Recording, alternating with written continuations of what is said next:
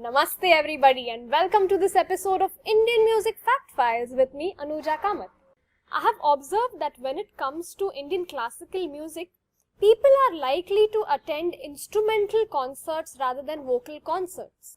For this reason, I have planned to dedicate this episode of mine to the beautiful world of Indian music instruments. Well, there are many Indian music instruments, and if I introduce you to each one of them, I think it will take me ages to do so. And we need to end this episode somewhere, right? So I will be introducing you all to those instruments which you are likely to come across frequently in an Indian music instrumental setup. If you are prepared, let's move on to understanding the types of Indian music instruments and their classification. A musical instrument can be classified into various types, but in case of Indian music, the most accepted classification is the one proposed by Rishi Bharat, who mentions 4 categories of instruments. The first one being Tantu Vadya. These are the instruments having strings. In Western music, they are called chordophones. Can you identify the sound?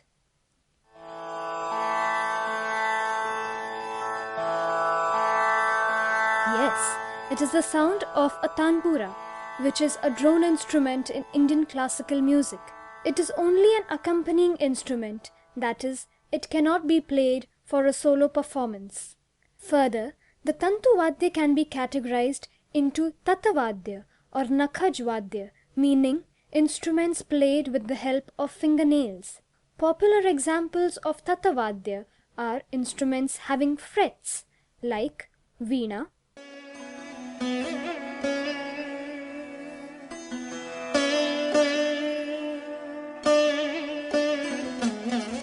and sitar.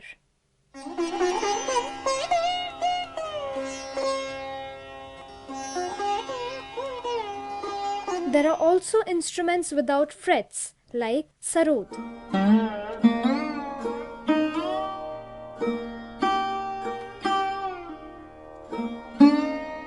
The next type of Tantu Vadya are Vitat Vadya or string instruments played with a bow. Popular examples of these are sarangi,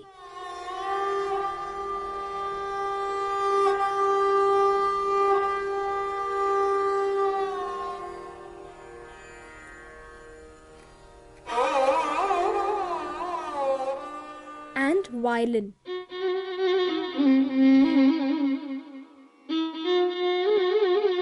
Can a string instrument be played without being plucked by the fingers, struck by the nails, or without the help of a bow?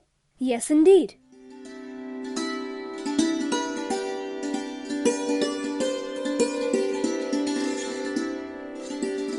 This was the sound of santoor, which is a string instrument played by striking the strings with a spoon-shaped hammer. The second major category is that of Sushir Vadya, or the wind instruments. In Western music, they are called aerophones.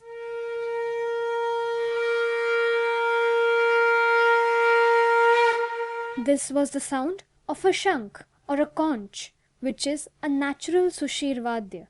The most popular mouth-blown Sushir Vadya is the bansuri.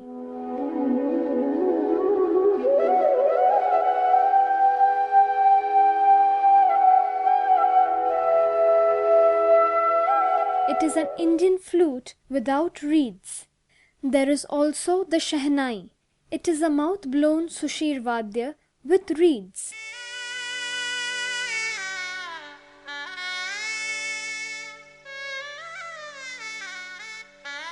With time, there emerged a new category of Sushir Vadya which used bellows to blow air mechanically to produce sound. The prime example of this is a harmonium.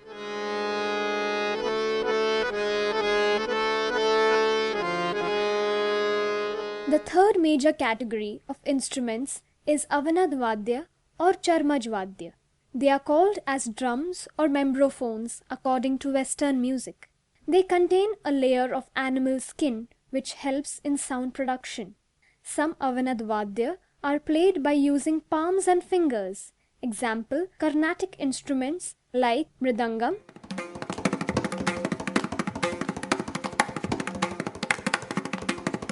and khanjira.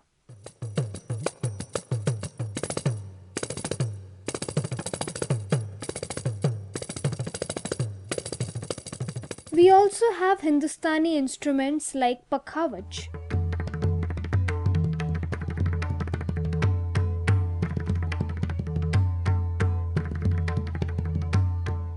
and tabla.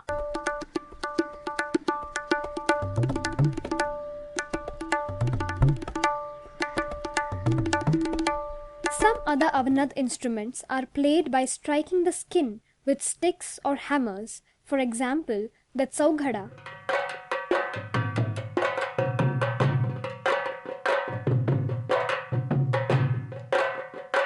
and the dhol.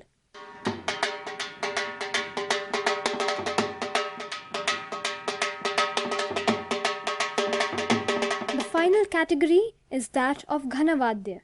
They are called idiophones according to Western music.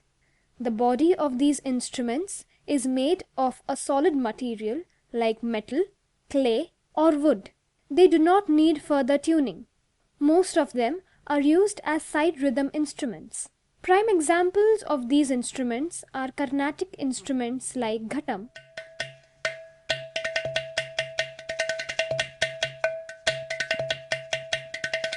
and morsing.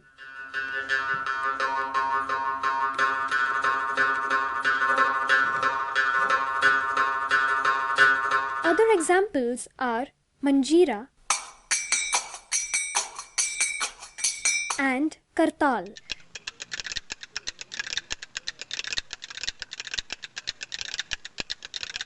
If you observe, you'd notice that the melodic instruments fall in the category of either tantuvadya or sushirvadya, while the rhythmic instruments fall in the category of either avanadvadya or ghanavadya. You might also ask, what about the instruments like synthesizer and electronic tanpura and tabla? Well, we could classify them into the category of electronic instruments. I'm sure if Rishi Bharat would have been present today, he would have done the same. Oh yeah. Wonderful. Now that you know about the types, the classification, the sounds of some Indian music instruments, let me tell you a quick fact. Did you know? During the ancient times, the term veena was used to refer to all melodic instruments. The human voice too was considered a type of veena and was called gatra veena, meaning bodily veena, or daivi veena, meaning God-gifted veena.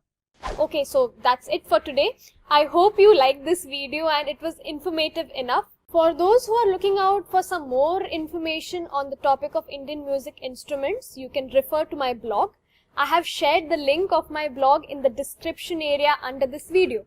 Well, if you appreciate my effort, then please do like, comment and share the video, and do subscribe to my channel.